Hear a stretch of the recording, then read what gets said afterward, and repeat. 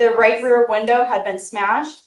The complainant believed the defendant may have used a brick to break the window. The defendant had just exposed himself to them by having his car window down to be visible to them. Welcome to Bench Report Court Cam. Your last name is one that's spelled. It's supposed to end in L-I-N-G. You are Noe Lopez. Yes, sir. Mr. Lopez, you're charged with 2 cases. You're charged with harassment. You're also charged with criminal mischief. On both of those cases, you were facing up to 6 months in jail and or a $2,000 fine.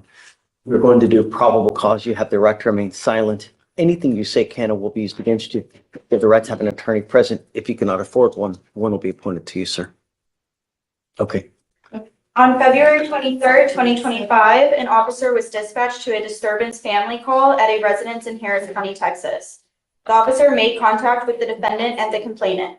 The complainant stated the defendant, her ex-boyfriend, had been causing a disturbance at the residence. The complainant stated the defendant moved out after breaking up with her and began to contact her again via text messages. The defendant then came over to the residence uninvited that morning.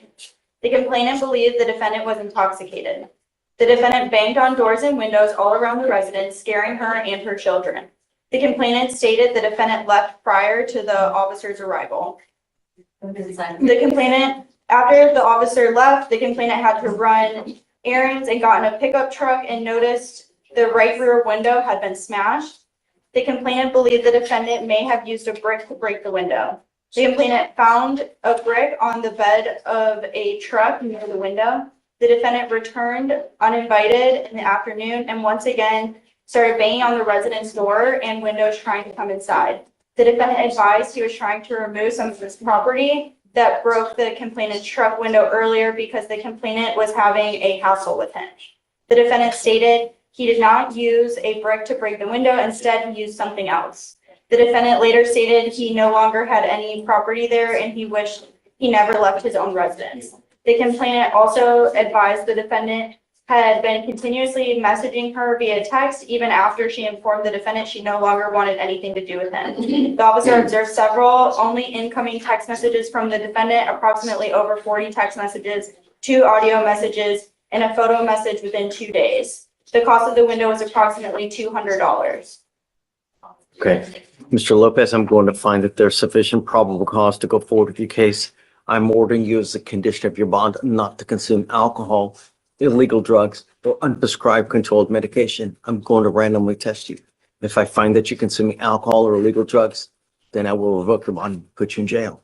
Do you understand? Yes, sir. I'm also ordering you not to have any contact with this person and not to be in possession of weapons, not to go within 1,000 feet of where she lives, where she works. Sir. Do you understand? Yes, sir. If I find that you go anywhere near this person that's obviously afraid, I don't want you to accidentally bump into her. So I don't want you to go anywhere where she lives or where she works. If I find that you do, likewise into jail you will go. No more PR bonds.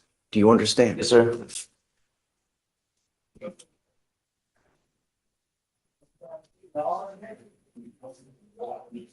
So would you mind reaching out to the complaining witness to let her know that we've entered this order for Yes, a sir. radius so that if Pete should try to have any kind of contact with her via messages, cell phone, any way to let us know. Yes, sir.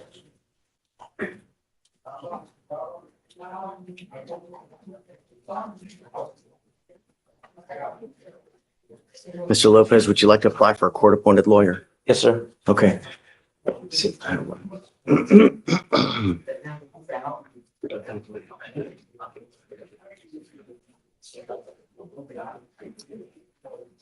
I already have an affidavit, Deputy Miranda. So for now, what I'm going to have you do is I'm going to have you go to Victoria, sign a reset. You will get with Felicia if your bond conditions, and then I'll have you take a seat in the juror box while I find you a lawyer. Thank you, sir. Please.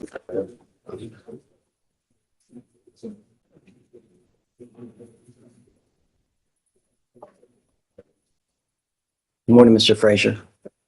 Sir, you're charged with indecent exposure. You're facing up to 6 months in jail and or a $2,000 fine. We're going to do probable cause. You have the right to remain silent. Anything you say can and will be used against you. You have the right to have an attorney present. If you cannot afford one, one will be appointed to you, sir. Yes, Judge.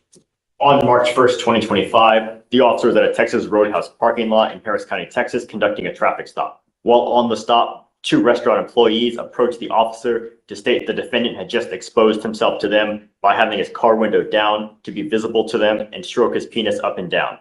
The employees provided a picture of the vehicle, the license plate, and a picture of the defendant. While trying to get an accurate location of the vehicle, the defendant began approaching the employee while she was on foot in the parking lot. Two employees pointed out the vehicle getting ready to leave the parking lot, and the officer conducted a traffic stop. The defendant stated he was trying to get to a hospital for a laceration to his left leg, and the officer went inside the restaurant to view surveillance of the parking lot. The officer observed the defendant waiting in the parking lot before the complainants walked out. The defendant was parked further back than the complainants. When the complainant got into their vehicle, the defendant drove forward and parked next to the complainants. The complainants turned and observed the defendant to have a passenger window down, sitting up in the driver's seat, and stroking his penis in an up and down motion. The complainants drove off and came back to the defendant's vehicle to get a picture of the defendant and his vehicle. The defendant pulled forward again in a parking next to the vehicle with a woman facing away from the defendant. The defendant parked his vehicle and eventually drove away. The defendant drove around the parking lot and approached the complainant who was on foot searching for him. The complainant ran away in fear of being hit by the defendant's vehicle. Okay. Mr. Fleischer, we're going to find that there's probable cause to go forward with the case. I'm awarding you as a condition of your bond not to expose yourself to anyone in this county in public. Do you understand? If I find that you do, I will revoke your bond, put you in jail. No more PR bonds for you. I'm also ordering you not to go back to this place. Where was this? A Texas Roadhouse, Your Honor. Okay, you're not allowed to go back to this Texas Roadhouse. Do you understand? Likewise, if I find that you go back, then I will revoke your bond. So would you reach out to them to let them know that we have put these conditions in place Yes, so that if they should see him again? Yes, Judge. Okay.